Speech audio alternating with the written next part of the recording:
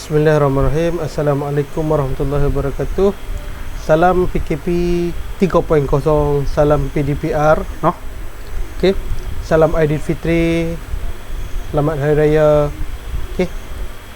Kita dah beraya yang ke-5 hari ni. No? Kita akan teruskan lagi sesi PDPR kita bagi sesi PKP 3.0. So diharapkan kamu semua bersedia untuk kita teruskan sesi PDP kita.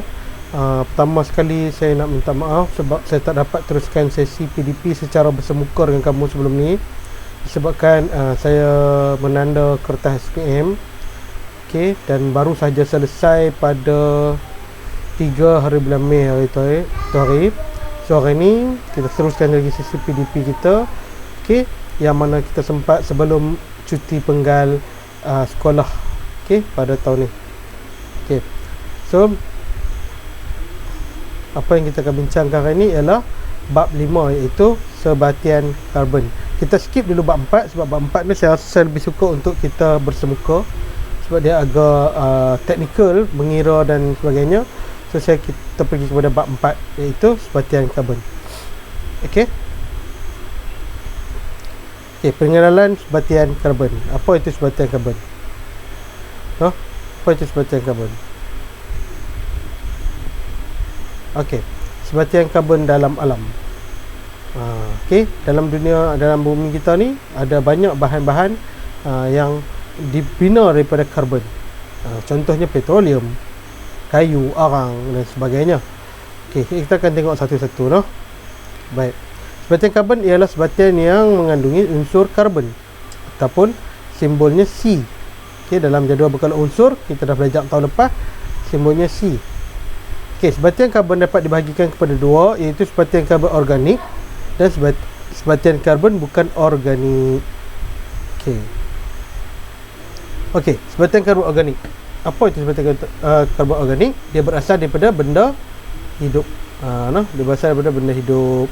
Contohnya petroleum, okay, sutera, arang kayu.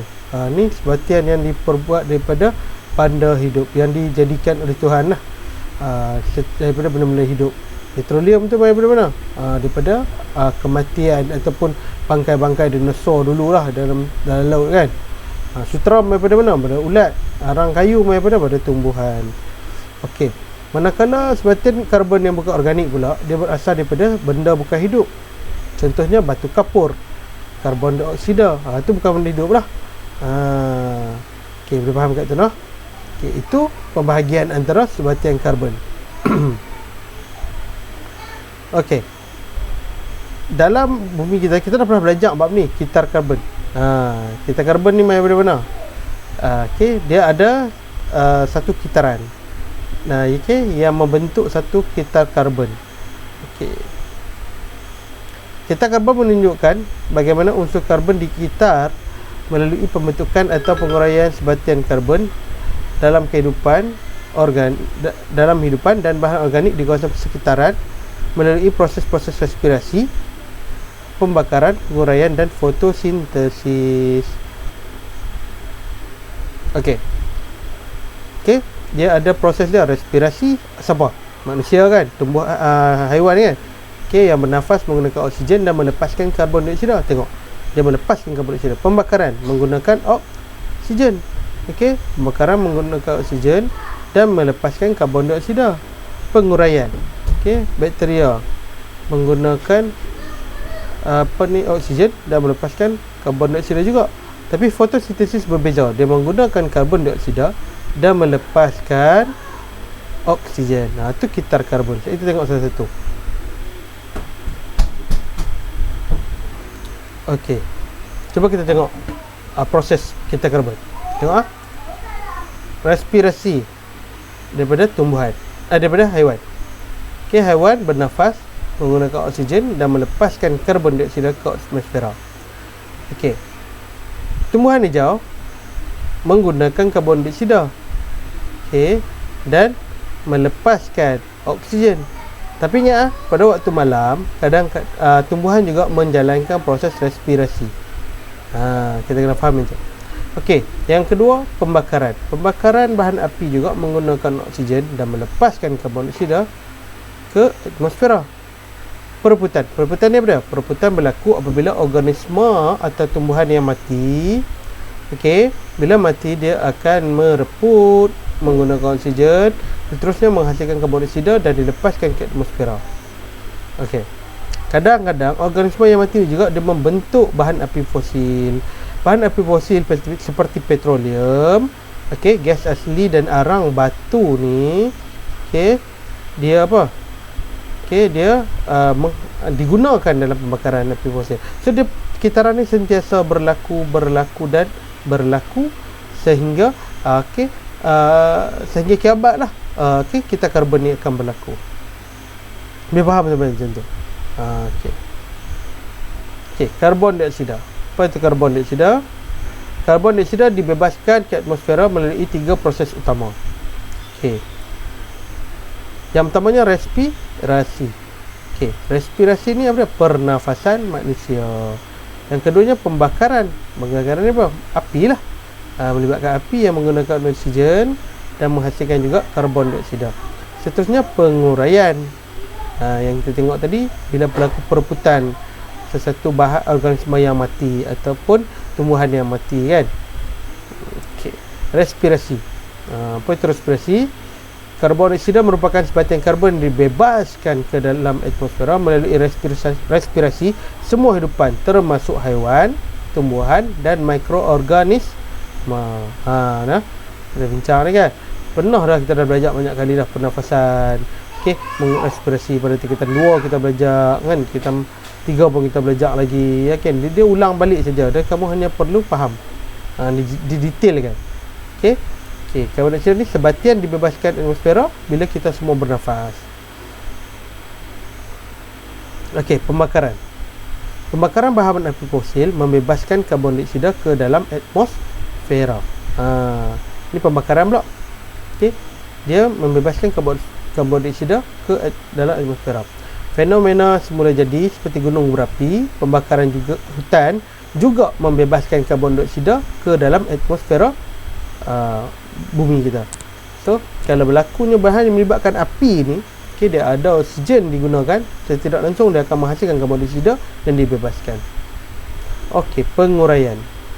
Semasa proses perebutan oleh bakteria dan kulit pengurai, karbon dioksida dibebaskan ke atmosfera.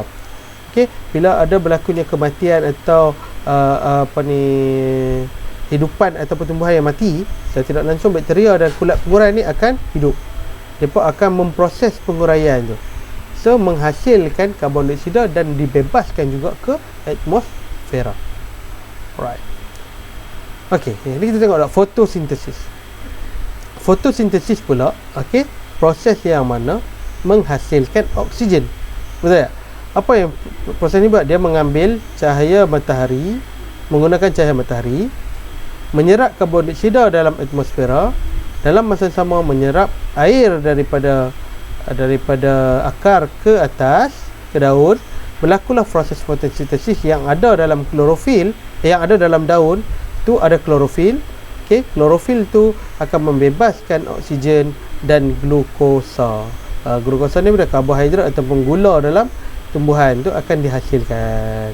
Okey, so tidak langsung terhasillah proses fotosintesis yang menggunakan karbon dioksida. Ada lagi proses lain menggunakan karbon dioksida? Tak ada.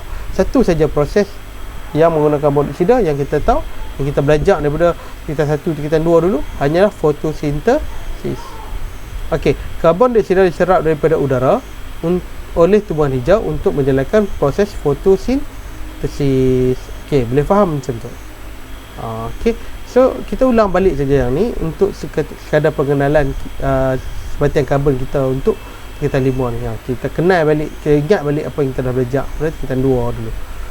Okey, kepentingan proses fotosintesis membolehkan tumbuhan hijau membuat makanannya sendiri, membekalkan makanan kepada haiwan dan manusia. Okey, fotosintesis berlaku secara tidak langsung, kita boleh makan, haiwan boleh makan, tumbuhan dapat buat makanan sendiri. Menambah kandungan oksigen dalam udara. Kemudian menyingkirkan karbon dioksida berlebihan daripada udara untuk membekalkan kandungan karbon mengekalkan kandungan karbon dioksida dalam udara. So kalau kita berlakunya proses fotosintesis tak berlaku, apa jadi? Karbon dioksida akan berlebihan. Bila berlebihan, dia akan jadi bumi jadi panas. Bila bumi jadi panas, kesan rumah hijau. So secara tidak langsung, fotosintesis ni Tuhan jadikan kepada tumbuhan, selain dia buat makanan dia dapat menambah kandungan oksigen dalam udara. Okey, faham noh? Selain itu juga dia boleh mengekalkan kandungan karbon dioksida dalam udara daripada berlebihan. Kalau berlebihan, habis masalah.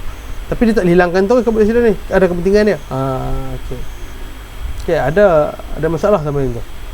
So saya ingat untuk hari ni kita bincang macam tu sikit saja, sebab kita nak bagi pengenalan lah. Biasalah lepas raya kamu mesti mabuk kuih raya kan. Kita pun tak mau stres-stres dengan keadaan PKP 3.0 ni banyak memberi tekanan kepada kita kan. So perbincangan kita untuk hari ni tamat setakat tu untuk nota hari ni lah. Okey, tak kira kita boleh bincang lagi, kita boleh buat soal jawab. Okey, ada apa-apa pertanyaan boleh tanya. Kalau tak ada tanya, saya akan tanya kamu. So hari ni untuk topik ni kita berhenti kat ni. So boleh sambung makan kuih raya, boleh sambung makan lemang kalau ada lagi, ketupat kalau ada lagi. Dan jangan lupa modul yang saya sediakan tu, diharapkan lah, saya akan bagi muka surat apa nak kena buat. Okey, diharapkan kamu bersedia untuk buat. Nanti hentak kat saya lepas cuti sekolah, ataupun tengoklah apa keputusan kerajaan nanti. Kita tengok nak kena snap hentak kat saya, ataupun kita nak kena hantar masa sekolah nanti noh. Baik, saya ingat itu saja. Kita jumpa lagi pada sesi PDPR kelas yang kedua lepas ni, InsyaAllah. Assalamualaikum warahmatullahi wabarakatuh.